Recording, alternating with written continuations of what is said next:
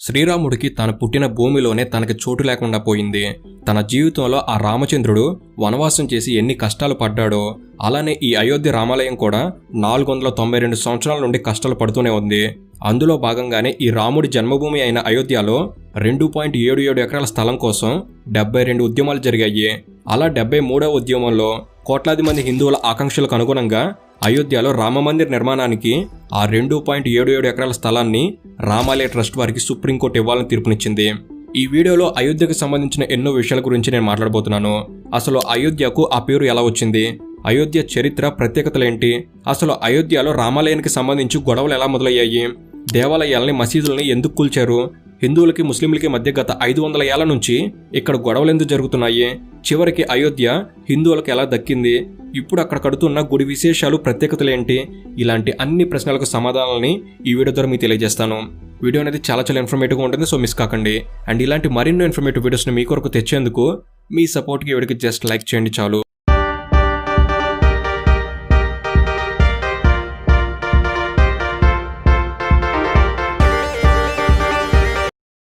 Number 1, మొదటిగా అయోధ్యకి ఆ పేరు ఎలా వచ్చింది.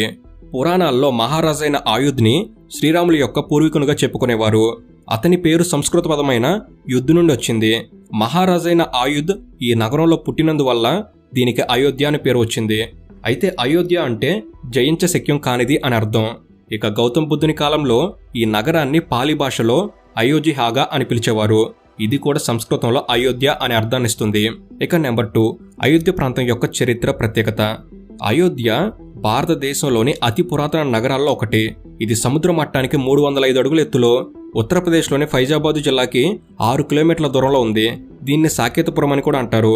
ముఖ్యంగా చెప్పుకోవాల్సింది శ్రీరాముడు అవతరించిన ప్రదేశం ఈ అయోధ్యనే.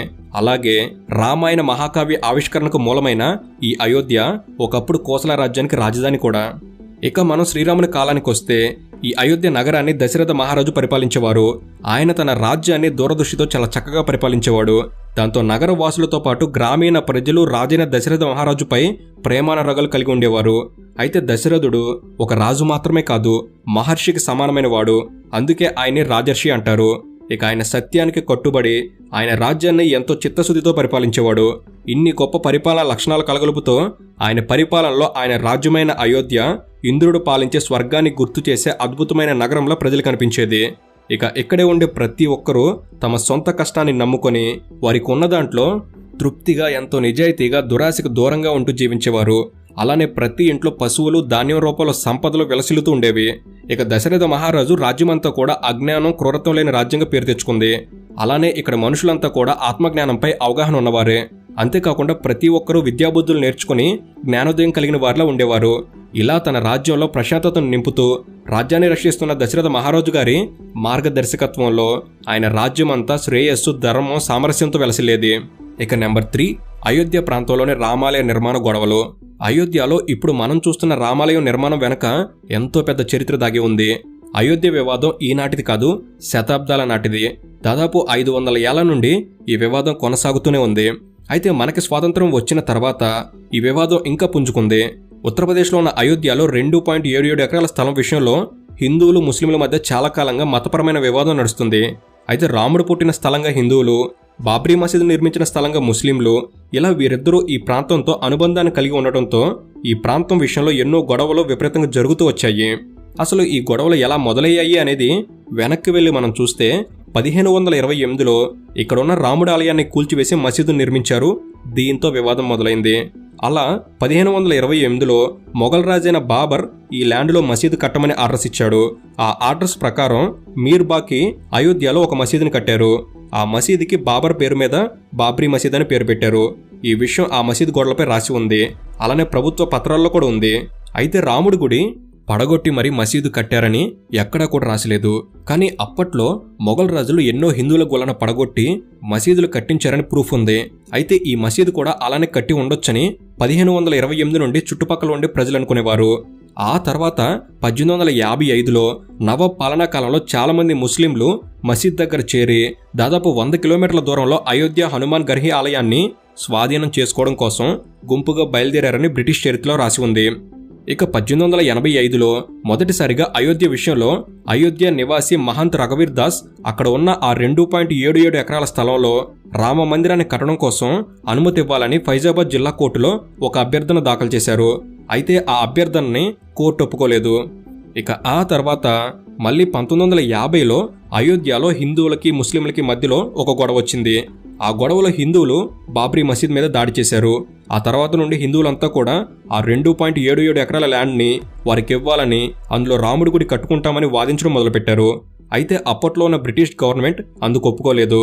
ఇక ముందు కూడా ఈ స్థలం విషయంలో ఇలానే హిందువులకి ముస్లింలకి గొడవలు వస్తాయనే ఉద్దేశంతో అలా జరగకుండా ఉండడం కోసం ఆ స్థలాన్ని రెండుగా చేసి ఫెన్సింగ్ వేసి లోపల స్థలం మసీదు కోసం, బయట స్థలం రామాలయం కోసం అని సపరేట్ చేశారు. అలా మసీదులో ముస్లిమ్స్, దాని బయట ఉన్న చిన్న ప్లేస్ను ఆలయంగా మార్చుకుని హిందువులు పూజలు చేయడం మొదలుపెట్టారు. అయితే 1949లో కొంతమంది హిందువులు కంచె దాటి మసీదు లోపలికి వెళ్లి అందులో సీతారాముల విగ్రహాలు పెట్టారు. అంతేకాకుండా అక్కడ విగ్రహాలు వెలిశాయని భక్తులను నమ్మించే ప్రయత్నం చేశారు. కానీ అదంతా నిజం కాదని, 3 వ్యక్తుల విగ్రహాన్ని మసీదు లోపల పెట్టారని అధికారిక పరిశోధనలో తేలింది. దాంతో ఈ విషయం తెలుసుకున్న పోలీసులు హిందూ ముస్లింల మధ్య గొడవలు జరుగుతాయనే ఉద్దేశంతో ఆ ప్లేస్ని లాక్ చేశారు. అప్పటి నుంచి అక్కడ ప్రార్థనలు ఆగిపోయాయి. దాంతో సీతారాముల విగ్రహాలు ఆ మసీదులోనే ఉండిపోయాయి. ఆ తర్వాత 1959 నుంచి కూడా 3 వర్గాల వారు కోర్టులో కేసు వేశారు. ఇక్కడ 3 వర్గాలు అంటే అందులో ఒకరు విశ్వ హిందూ పరిషత్ వారు. ఈ వర్గంలో హిందువులు ఉంటారు. వీరి వాదన ఏమిటంటే రాముడు అయోధ్యలో పుట్టాడు కాబట్టి, రామ జన్మభూమి అయోధ్య కాబట్టి ఈ మసీద్ అనేది అక్రమ కట్టడం. ఇంతకుముందు దీని కింద రాముడు ఆలయం ఉండేది. అందుకోసం ఈ ల్యాండ్ మాకే సొంతం. ఈ ల్యాండ్ మాకు ఇప్పిస్తే ఇందులో మేము రామాలయం కట్టుకుంటామని ఈ వర్గం వారు కోర్టులో అప్పీల్ చేశారు. ఇక రెండో వర్గం ఏంటంటే సున్నీ సెంట్రల్ వాక్ బోర్డ్. ఇది ముస్లిమ్స్ వారిది. వీళ్ళ వాదన ఏమిటంటే ఈ మా మసీద్ ఎప్పటి నుండో ఉంది, ఎప్పటి నుంచో ఇక్కడ మేము ప్రార్థనలు చేస్తున్నాం కాబట్టి ఈ ప్లేస్ మాకే సొంతం అని అప్పీల్ చేశారు. ఇక మూడో వర్గం నిర్మోహయ ఆకార. ఈ వర్గంలో కొంతమంది పూజారులు ఉన్నారు. వీళ్ళ వాదన ఏంటంటే ఎన్నో సంవత్సరాల నుండి మేము శ్రీరాముడికి పూజలు చేస్తున్నాం, దీని మీద బ్రతుకుతున్నాం కాబట్టి ఈ ల్యాండ్లో రాముడి గుడి కట్టాలి, ఆ మేనేజ్మెంట్ని మాకే ఇవ్వాలి, ఈ ల్యాండ్ మీద వచ్చే ఆదాయం ఏదైనా సరే అది మాకే సొంతం అని ఈ వర్గం వారు కోర్టులో అప్పీల్ చేశారు. అలా అప్పటి నుంచి ఈ 3 వర్గాల కేసులు కోర్టులో నడుస్తూనే ఉన్నాయి. అయితే 1986లో మొదటి వర్గం వారైన విశ్వ హిందూ పరిషత్ వారు మరొక కేసు వేశారు. అదేంటంటే లాక్ వేసిన ఆ ప్లేస్లోకి వెళ్ళడానికి, అందులో ప్రార్థనలు చేసుకోవడానికి హిందువుల్ని లోపలికి అనుమతించాలని కేసు వేశారు. అయితే అందుకు కోర్టు ఒప్పుకుంది. అలా 37 సంవత్సరాల తర్వాత 1986లో తిరిగి ఆ రాముడికి హిందువులు పూజలు చేయడం ప్రారంభించారు. ఇక ఆ తర్వాత మరలా 1980లో విశ్వ హిందూ పరిషత్ వాళ్ళు ఆ 2.77 ఎకరాల ల్యాండ్లో రాముడి ఆలయాన్ని నిర్మించాలని ఆందోళన ప్రారంభించారు. అయితే ఈ ఆందోళనలకు సపోర్ట్గా బీజేపీ నిలిచింది. ఇలా ఈ మొత్తం వివాదానికి పొలిటికల్ సపోర్ట్ లభించింది. అయితే విశ్వ హిందూ పరిషత్కి సపోర్ట్ చేయడం కోసం ఈ ఉద్యమాన్ని ముందుకు తీసుకెళ్లేందుకు బీజేపీ దేశవ్యాప్తంగా అయోధ్యకు రథయాత్ర చేయాలని డిసైడ్ చేసింది.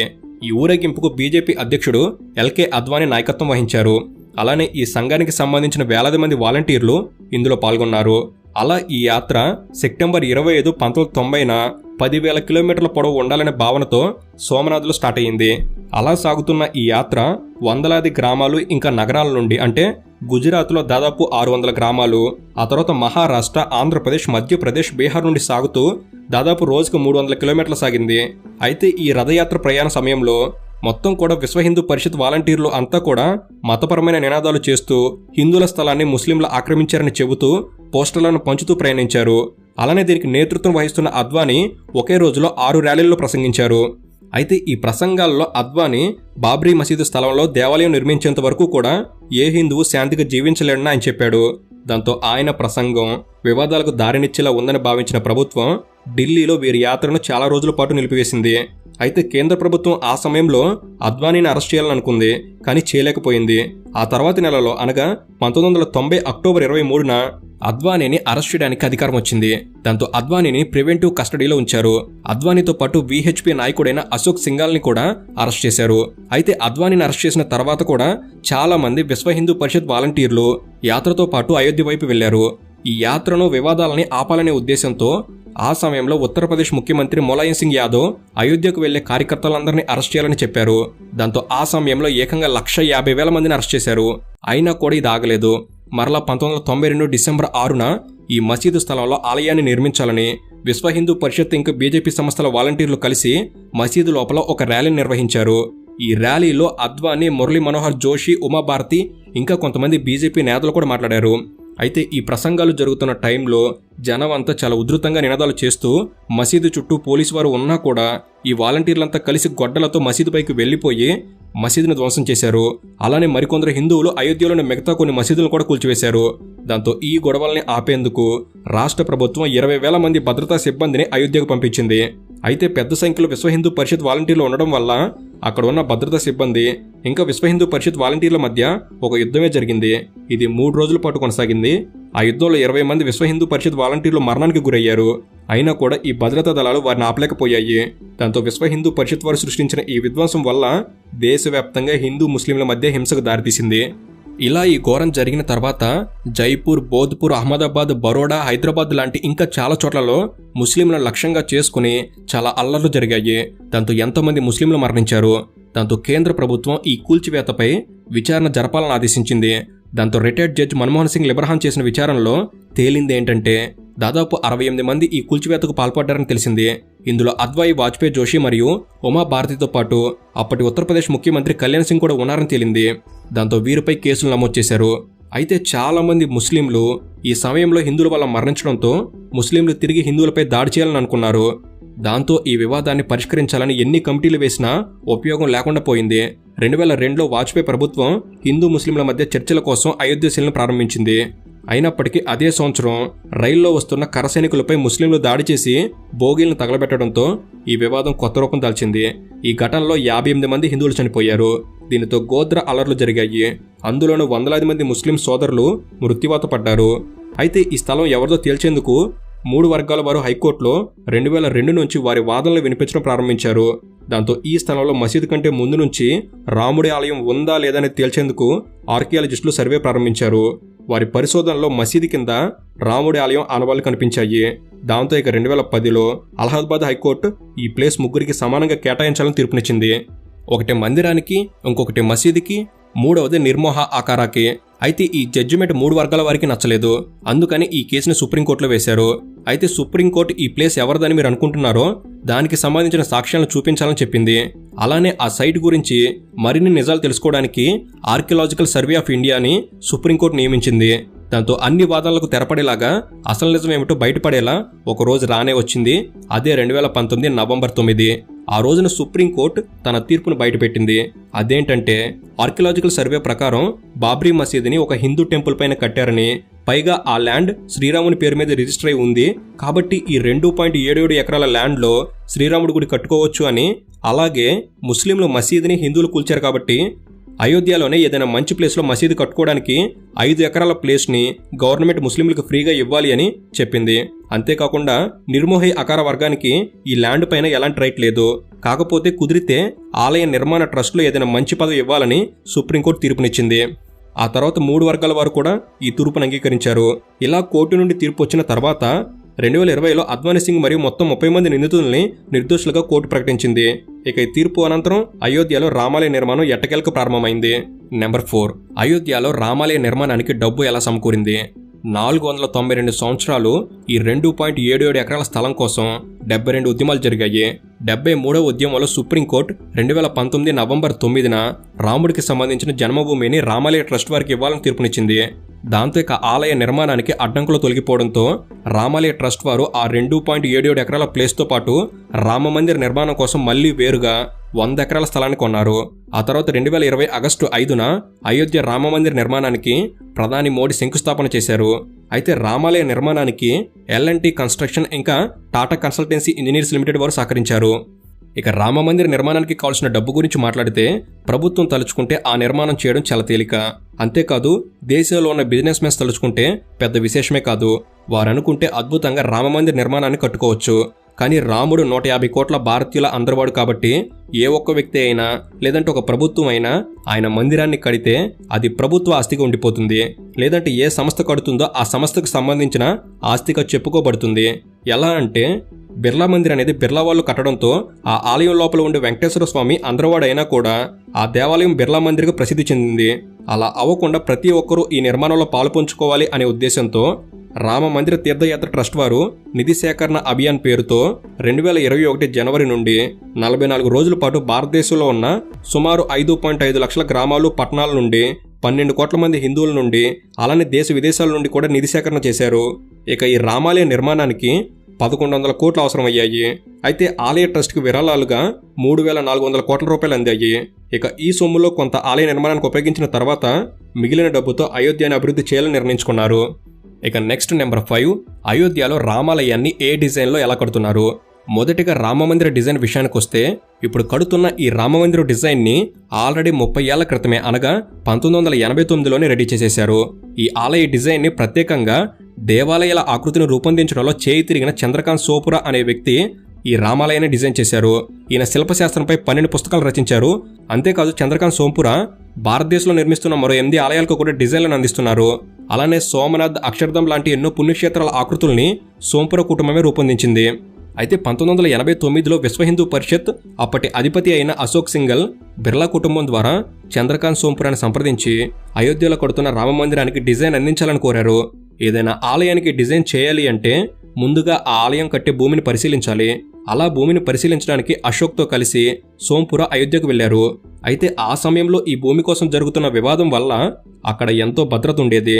అలా అక్కడ ఉన్న భద్రత వల్ల అశోక్ని ఆలయం చోటుకు అనుమతించలేదు. ఎందుకంటే అశోక్ సింఘల్ ఆ ప్లేస్ కోసం పాటుపడుతున్న విశ్వ హిందూ పరిషత్ అధిపతి కాబట్టి. దీంతో సోంపుర ఒక్కరే ఒక భక్తుడిగా ఆ స్థలానికి వెళ్లి రహస్యంగా తన కాలి అడుగులతో భూమిని కొలిచి బయటికి వచ్చి పేపర్లో రాసుకునేవారు. ఇలా సోంపుర కొన్ని అంచనాలు వేసుకున్న తర్వాత మందిర డిజైన్లు రెడీ చేశారు. ఆ తర్వాత ప్రయోగరాజ్లో కుంభమేళ జరిగినప్పుడు సాధువులు, మఠాధిపతులు, సంఘాలు వంటి వారు సోంపుర డిజైన్ పరిశీలించి ఆ డిజైన్ బాగుందని దాన్ని ఆమోదించారు. అయితే ఉత్తర పశ్చిమ భారత్లో ఎక్కువగా అనుసరించే నిర్మాణ డిజైన్ అయిన నాగరి శైలిలోనే ఈ అయోధ్య రామాలయం ఉంటుంది. అయితే ఈ ఆలయం నిర్మాణంలో ఉన్న ప్రత్యేకత ఏమిటంటే దీనిని ఇనుము, సిమెంట్ వాడకుండా కేవలం రాతితోనే నిర్మిస్తున్నారు. ఇలా రాతితో నిర్మాణాలు చేయడం నాగరి శైలి ప్రత్యేకత. అయితే సాధారణంగా నాగరశైలి భవన నిర్మాణంలో పెద్ద పెద్ద ప్రహరీలు ఉండవు. ఇక ప్రస్తుతం రామమందిరం మొత్తం విస్తీర్ణం 67 ఎకరాలు. అయితే రాముడి ప్రధాన మందిరం మాత్రం 2.7 ఎకరాల విస్తీర్ణంలో ఉంటుంది. అలానే పొడవు 360 అడుగులు, వెడల్పు 235 అడుగులు. ఈ మందిరాన్ని ఒకేసారి 10,000 మంది దర్శించుకునేందుకు వీలుగా నిర్మిస్తున్నారు. ఇక మందిరం ఆవరణలో దాదాపు 1,00,000 మంది భక్తులు ప్రార్థన చేసుకోవచ్చు. అలానే రామాలయ సింహద్వారం ఏనుగులు, సింహాల ఆకృతితో అత్యంత కళాత్మకంగా ఉంటుంది.